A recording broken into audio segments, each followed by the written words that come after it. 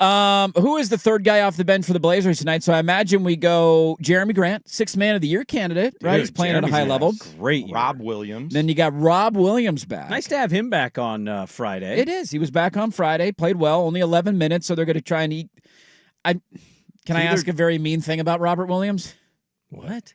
How many games do we get? Oh, is that mean? Or is that just what his career I mean, it's has just been? fair. I mean, yeah, how many games? If I put the over under 30.5, do you take the over or the under? Let's play this fun game. This is his third season in Portland now. Yep. How many games has Robert Williams played in a Blazer uniform? Less than 20? This is depressing because I just looked it up. 27. That was his 27th game on Friday. This is his third season here. Now, to be fair, in 21... Can we trade him now? He looked good on Friday. Can we trade him now? Trade him now. Now. He's only played more than 35 games twice. Yeah.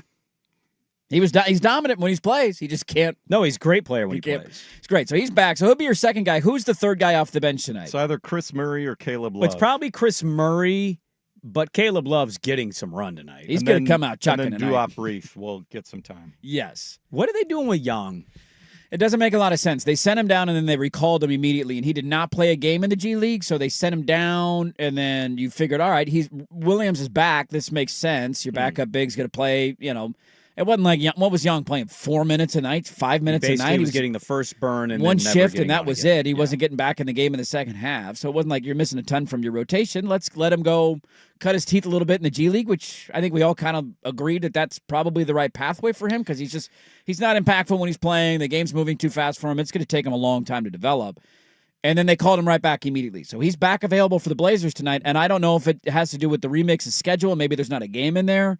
But there's no limitations how often you can call guys back and forth, right? I don't believe there is, no. Because in baseball, you have you call a guy up, call a guy down. There's certain, So I missed him doing being a number called of times. down, but the team tweeted yesterday, we've recalled Young Hansen from the remix. Yes. And the first response I saw said this was 4 hours. So he was there for Did Did somebody get hurt that we don't know about? Hours? Did Robert Williams get hurt in that 4 hours that we don't know about? Not to my knowledge. Okay. Cedric Coward, by the way, had 12 points on over the weekend. We're going to do that all year, aren't we? We literally decided to trade out of that. And now did. you have to ask yourself, How maybe would he you do have make fit a with trade. this team? He's fourth on the depth chart. And I understand he's a developmental piece, but is this not how we evaluate things? Donovan's a starter. Yes, he is. Rob Will's clear second. Yep. And now it's WAP over Young. Yep. So, you kind of have to ask those questions. Look, I think we all knew it was going to be a project and didn't expect him to come in and be a difference maker right away. No. But I think the thought is you're taking a guy in the first round that was that big of a head scratcher of a pick at the time. Yep.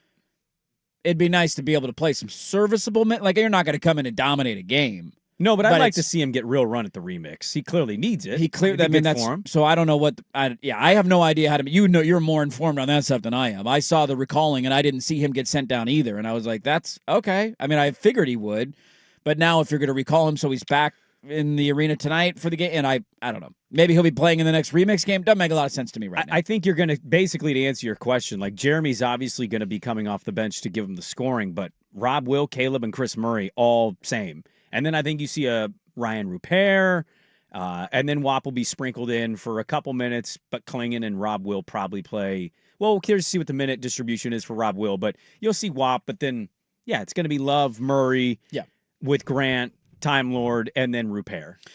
Jay and Beaverton chiming in. I got to say, this is refreshing to hear Rob Blazer Dirt on this young season rather than Downer Debbie Blazer Dirt the last few years. Look, I'll say a couple of things on this. One, I've always adamant that I was never going to be a Raw guy as long as Jody Allen owned the team. I didn't respect her as an owner for a limited amount of time. And then we get Orange Chicken. They did approve the Lakers sale relatively quickly. Quick. We're not that far away. He's got the Panda Express money. Give me my Orange Chicken. Yep. I want that, and I'm excited.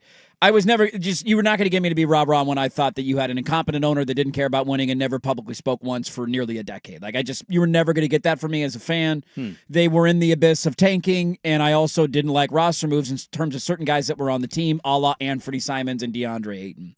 And so you've solved a lot of those issues for me in the last handful of months. The team is up for sale. It's going to be sold. Very likable group. Drew Holiday has been an incredible upgrade over Anthony Simons. Didn't even play that well against Didn't even Denver. play that well, and he's still more impactful than anything Anthony Simons ever did in a Blazer uniform. And DeAndre Ayton was literally bought out after not coming to a game because it was too icy to get out of his driveway. Just thank God Donovan Clingan has been much more enjoyable to watch. You just like the roster. I just am more excited about the roster. I'm excited that certain guys aren't on the roster anymore, and I now have hope again as a fan that we have a new owner that I think is going to care about winning and invest. So I just, for all of that, and people call me a Blazer hater. I love with our preseason picks because I had them winning, I think, 35 or 36 games, which ironically would still be the over of their Vegas total. Yeah, and it's they're also a long ways away from that, early. and they're banged up. The primary reason, if you listen to the show when we made our picks, when people said, "Oh, there's negative Blazer dirt," the biggest thing I was concerned about was exactly what we're talking about right now. The depth. Yeah. The depth. Scoot's out until when? When do we think Scoot's going to be back? Well, it's been 4 weeks, so we're going on week 5. What did they say initially? 4 to 8. And that's a hamstring, right? Where you're not hamstring. you can't do anything when you got a hamstring injury. Those so are tough. maybe December, maybe not until January. Hopefully December. You're a long ways. You're still at least a month away from that happening. And so now that's Blake Wellesley got a broken pinky toe? Is that what his diagnosis is? Metatarsal or whatever. So yeah, sure. he's going to be out for a fifth while. metatarsal, pinky toe. So how long does it take you to start running on a broken pinky toe again? He's going to be out for a while. What's Matisse's injury? He had ligament in his thumb. He had a procedure on So already. he's already had some Shaden's day to day because he's and got Shaden is banged up. a leg injury. I was excited about the young talent. I was excited about a new, fresh outlook and maybe an owner coming in and holding people accountable. I didn't think the FBI was going to hold their head coach accountable, but they did. And now we see what Dundon's going to do when he officially takes over. The big reason why I took they're not going to make the play was I was just concerned about their depth. And maybe they proved me wrong. They've been incredibly fun to watch early in the season. They play with heart. They play with intensity. They play with effort every single night. All of that stuff is a positive to me. I just don't know how they're going to survive for a long time with this lack of depth. We'll see how it turns out. I'm excited to see him against the Lakers tonight. Luka's back. Yeah, Lakers got no LeBron, but Luka's playing tonight. Yeah. Okay. They played He Miami played last last night. Yeah, they played Miami So- last night. Did they win last night? Yes, They they did did. 130 to 120. They over the almost Heat. didn't win that game, but they Okay. pulled it out and they beat the Heat. So they're on a back-to-back. You're at home. It's the Lakers, so there should be some energy in there. Laker fans will for sure it'll be good. there. Yeah, it'll be a good environment. It's a good opportunity for them, despite all of the injury woes, to kind of sit there 4-2. If you can find a way to get this one and be 5-2, It's a great start to your year. it really is. A great start. And it's a team who you just beat, who's trying to come back at you with Luka back in the lineup. Should be fun tonight. They take on the Lakers.